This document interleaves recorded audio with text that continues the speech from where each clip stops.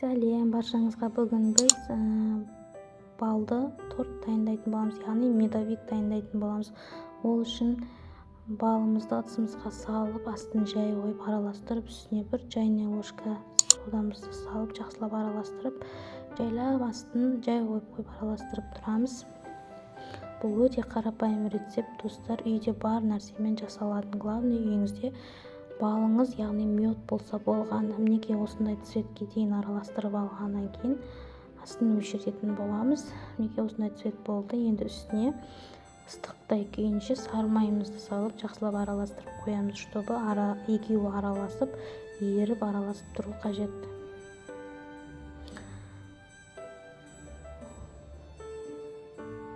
Және де келесі шартымызды орындаймыз. Яғни ыдысымызға 3 жұмыртқамызды салып, үстіне азғантай қантымызды салып, миксердің көмегімен 2 рет 3 рет қайтара араластырып аламыз. Мінекей араластырып жатырмыз.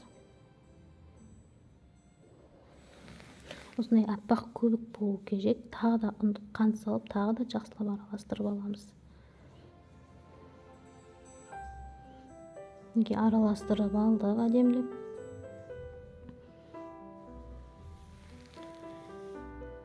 Және де үстіне жаңағы балымызды еріп тұрған май араластырып қойып қойған балымызды саламыз.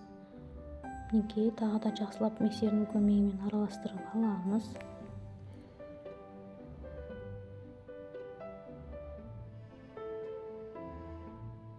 Және де араластырып болғаннан кейін ұнымызды ситадан өткізіп, және де тағы да миксердің көмегімен араластырамыз.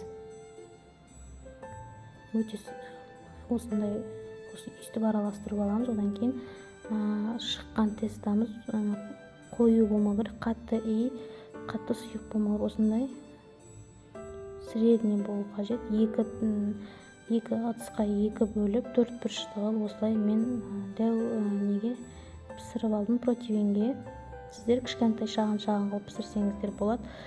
Тез піседі, 5-6 минутта пісіп қалады. Қызып тұрған пешке салып пісіріп алатын боламыз. Енді біз креміне кірісетін боламыз. Кремі де өте қарапайым. Сары майға бір банка сгущенкамызды салып, жақсылап араластырып аламыз.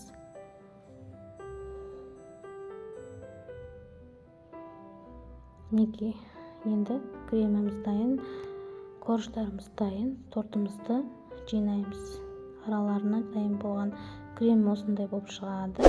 Бұл өте тәтті крем, және қарапайым крем. Үй жағдайында өте ыңғайлы рецепт болып саналады. Шай ішкенге өте күшті рецепт. Мінекей мен тортым дайын. Ас болсын баршаңызға.